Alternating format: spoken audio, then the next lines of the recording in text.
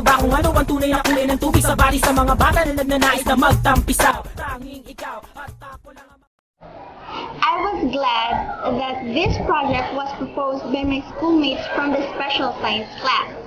This is very vivid indication that we do not actually need millions of money in order to take actions that can conserve or save our environment. Moreover, we do not need to acquire major positions to become environmentalists. We don't need a degree or whatsoever before we can even show our concern to our mother nature. Aside from the new things and perspectives that I've learned from this study, I was impressed about the idea of using waste papers as alternative bedding for mushrooms. Kapag binibigay na kasagot ako sa ama talaga papunta ang mga pusa gubat. Yes, she's right. For me also, I believe that this study needs not to include a lot of complications in order to come up with a useful outcome.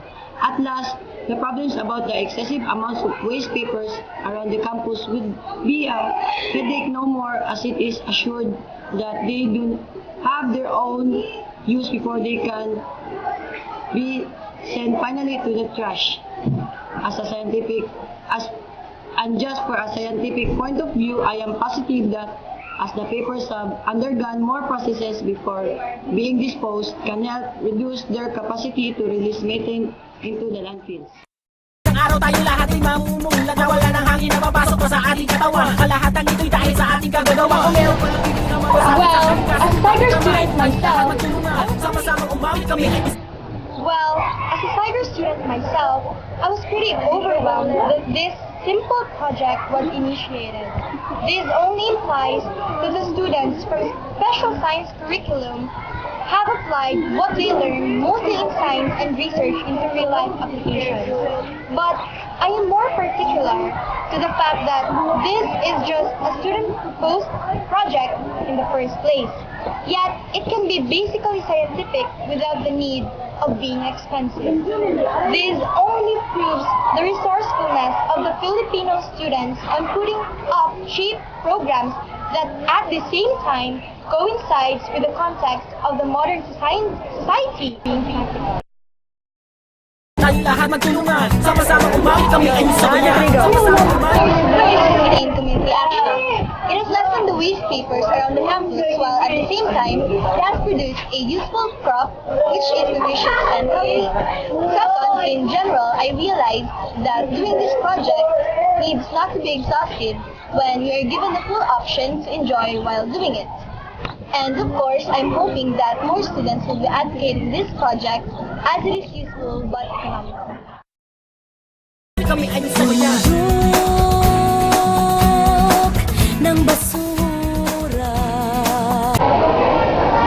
Of course, the best advice that I can give is that the whole team who initiated this study should give effective ways to promote this to the students and encourage the lower batches to conduct follow-up studies that will further improve the previous findings and to assure that the results that will be obtained are more comprehensive than what it used to be.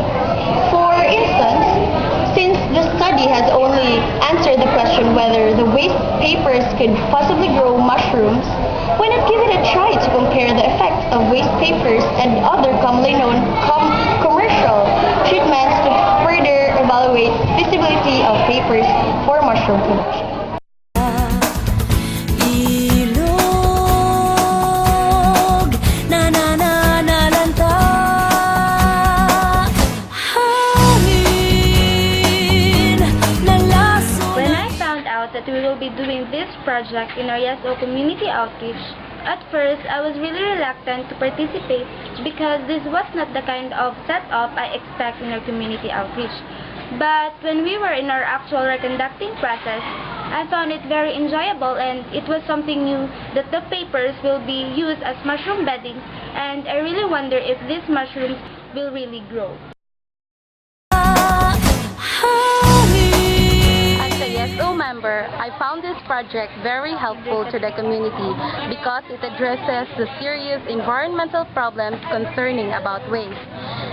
In cultivating mushroom, it doesn't give us headache because in collecting papers, we don't need a large sum of money, but only effort counts. Nalaso ng ihip. As it is, the project was too simple, but that was enough. No strings attached. And because of this, I can see that this is simply practical. Everyone is capable to reconduct the experiment as the steps were very easy to do.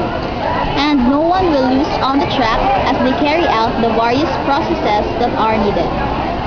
Not just that, but also it expands to the horizon of the students on what is actually going on to the environment.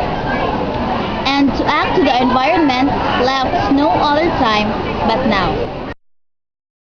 Sa isip ko't kamalaya. Well, I don't really have much to say. All I can say is that this project was great. Of course, it does something significant to the community, especially to the environment.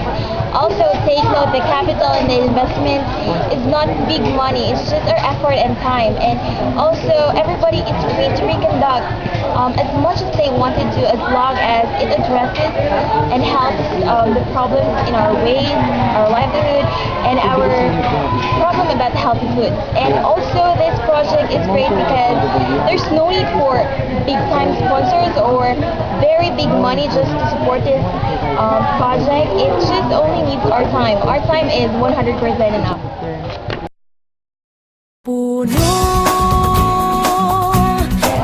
Well, I think the creation of this project indeed is very useful itself, as it already discussed the massive production of waste paper that cause environmental harm. But more than that, it is surprising to know that mushroom isn't just a food additive that we usually knew, but also has nutritional content.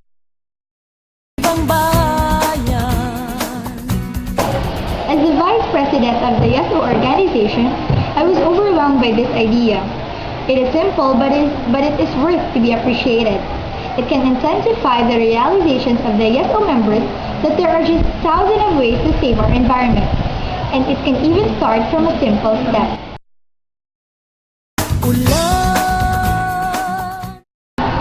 As the YESO president, I am pretty confident of supporting this initiative, as I am aware that this can help to address the environmental problems at hand.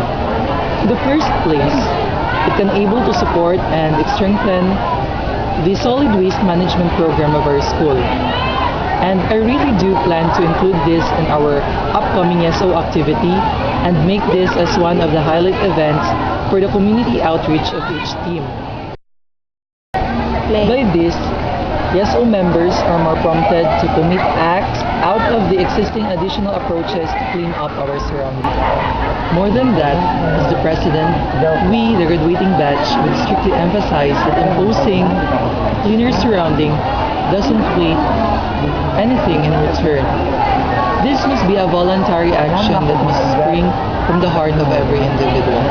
Because if everybody follows of an act for an exchange system, then it would sound like that the students are just after of the merits, but rather they are not concerned of the benefits from the activities.